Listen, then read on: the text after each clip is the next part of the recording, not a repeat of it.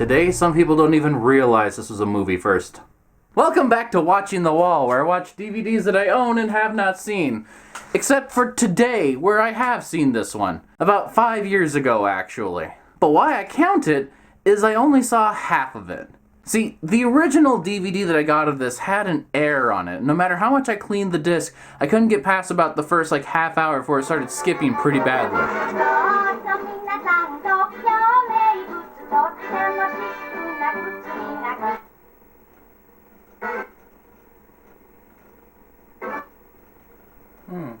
It wasn't until we got the series and I found, oh, there's the full movie DVD in the back, that I actually saw the rest. I'm like, well, why bother rewatching stuff I already saw a couple years ago? I'll just start halfway through and finish the movie there. So until last week, I'd never seen it all in one sitting. Debuting in 1970, around the same time Fox was working on Tora Tora Tora and Patton, MASH kind of snuck under the radar. But only with the studio. The viewing public actually dug it. Directed by Robert Altman, a man known for directing combat, literally, and starring then relatively unknowns Donald Sutherland, Elliot Gould, Tom Skerritt, which in fairness I actually did have as an unknown in my book. My wife started pointing out other things he'd been in, Top Gun, Picket Fence, and just a bunch of other hits. The Dead Zone, I hadn't seen any of them.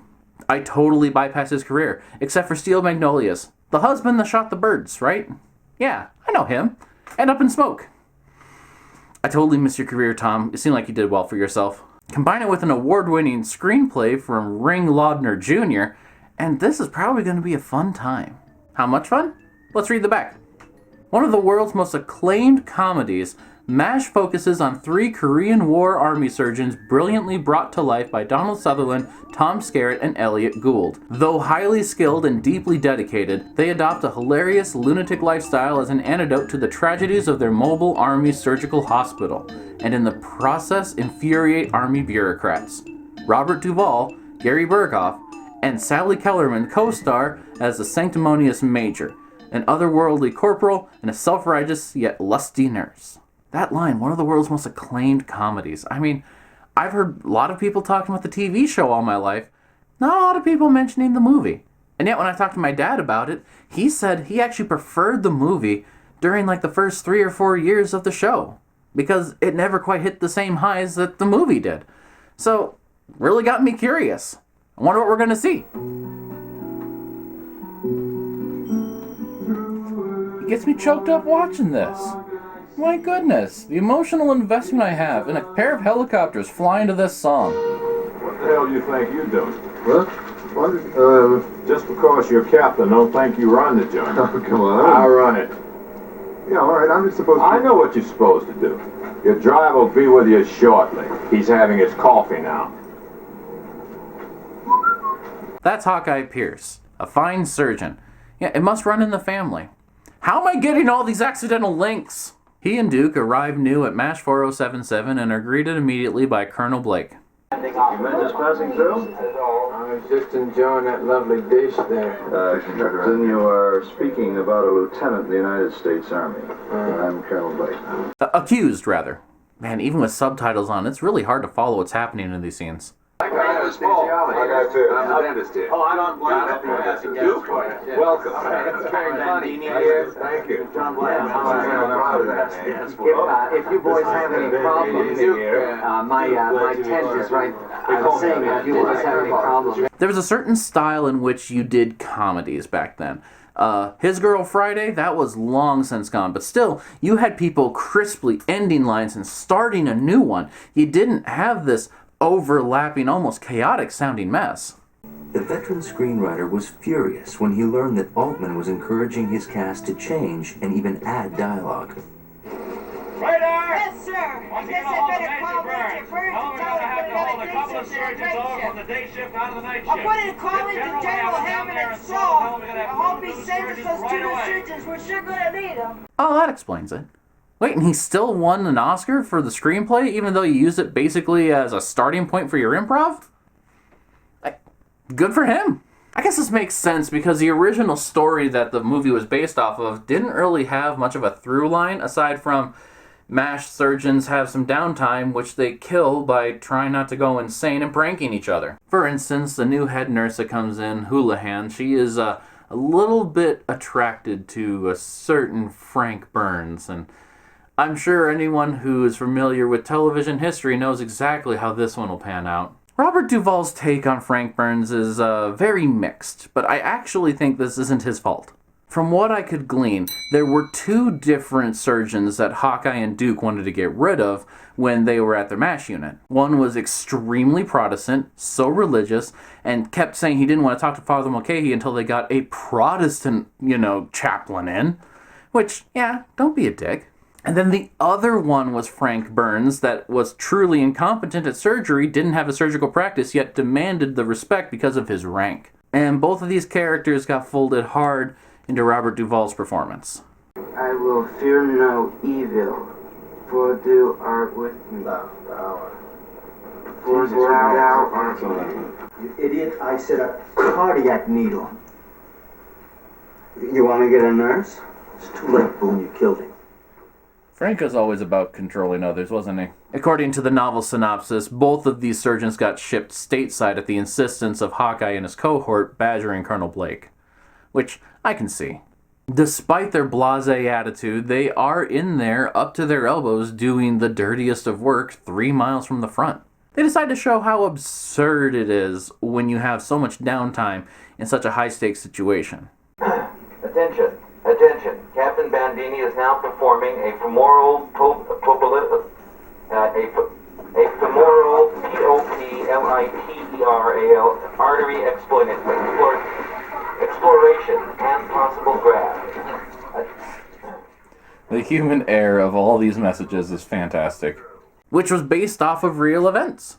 The author of the original novel, Richard Hooker, he based this off of the real experiences that he had within his own MASH unit. And they said when they were between pushes on the front line, there were sometimes 7 to 10 days where they wouldn't get wounded in at all. And then suddenly they'd have to work 12-hour shifts as an easy one, and then take a little nap and come back and do some more. Because it was non-stop. So what kind of shenanigans did they get up to in this? Hawkeye, you've got to remember, I'm married. I'm married, I'm happy, I love my wife. If she was here, I would be with her. There is no question of loving anybody. It is a question only of helping. See, I made a vow to myself. Cheating doesn't count if you're at a war, I guess. That's understandable, I suppose. You're getting lonely over there. Even Murder, She Wrote talked about infidelity in the Korean War. Well, you know that little nurse that was through here last night with the 325th? The little one with the big boobs, yeah. Well, anyway, I wasn't going to fool around out here because I got these 3 girls that I'm engaged to back home. And you wanted to be faithful to them. Baby, you are 7,000. He already has a full dance card. He can't afford to fool around anymore. Okay, do the 3 fiancés know about each other? Well, I came over to tell you that I've decided that I'm going to commit suicide. Oh. How do you plan to do it? 45 between the eyes? Oh, that's awful sloppy. That's reliable, though.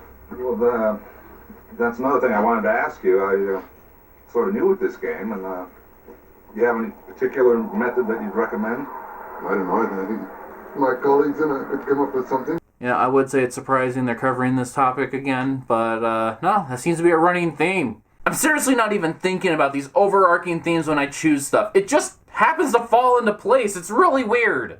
Speaking of weird, this is the theme song to this whole movie. But suicide is painless. It brings on many changes, and I can take or leave it if I please. Fun fact, the cultural impact of this song and this whole franchise that it became were so ubiquitous that even in 1983, an 8th grade class sang Suicide is Painless at their graduation ceremony. Can't make that stuff up. I love how movies can just do whatever they want. And even when they throw in stuff that's highly suspect and questionable, if it has some kind of internal logic to the film, or the people of the time looked at it and said, that was entertaining, it's just accepted. So after they go through that little intervention, they decide that they need a chest cutter.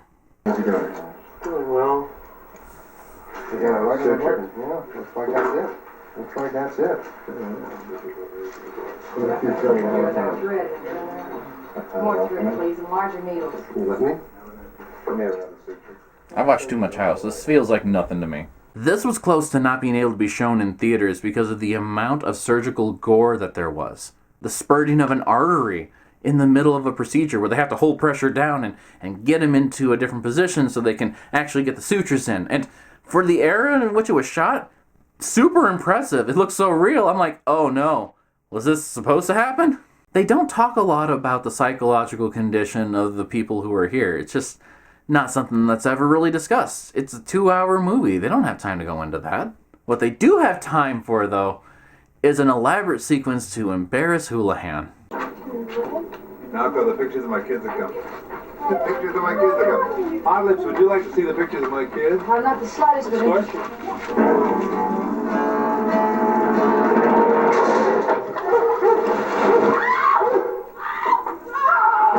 Apparently, she was so quick to drop to the ground that you couldn't even tell the fact that she was naked, that the director and Gary Berghoff decided to just drop trow before the tent flap was lifted so she'd look back, get distracted by the 2 naked men standing beside the camera before she dropped to the ground. So they got the shot they wanted.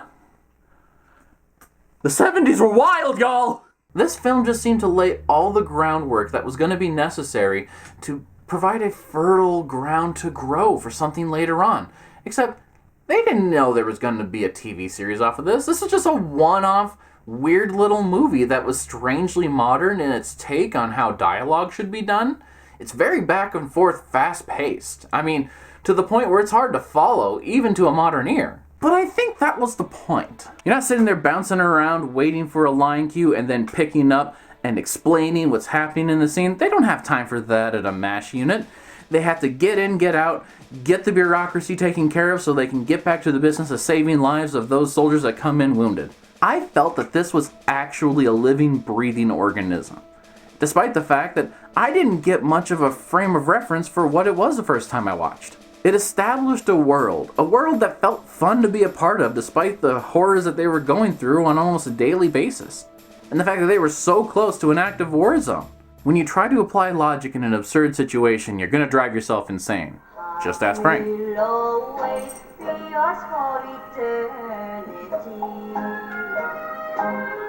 When absurdity is a rule, absurd reactions are the only answer. And I think that's really what the point of this movie was.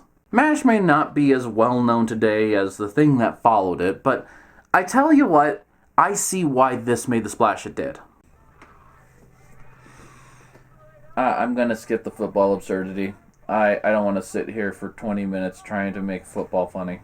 Does all the comedy hold up to today's scrutiny? Absolutely not, but actually that's part of its charm. It doesn't care what you think about it. It's not there trying to be friends with you. It's there trying to keep its mind in one piece while it's trying to do the impossible in an insane situation. What do I rank it? Buy it, stream it, lend it, or toss it? I'd buy it. That's not even a question.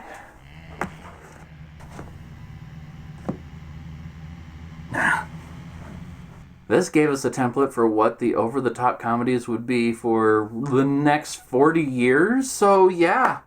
Good job on redefining what cinema meant for a whole genre, guys. Thank you once again for watching The Wall with me. This is a little bit of a short but sweet one, especially compared to what might be happening next, but if you enjoyed what I'm doing here, be sure to like, follow, subscribe, whatever we do here. I don't know. I've only been on the platform for 15 years.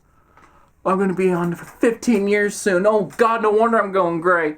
If you have any questions, comments, or concerns, you can email me at theothersocio@gmail.com or leave a comment below. So until next time, if the pressures of everyday life have got you really feeling down, And Dr. Jekyll, actually. This is my friend, Mr. Hyde. maybe it's time to loosen some screws. Bye for now!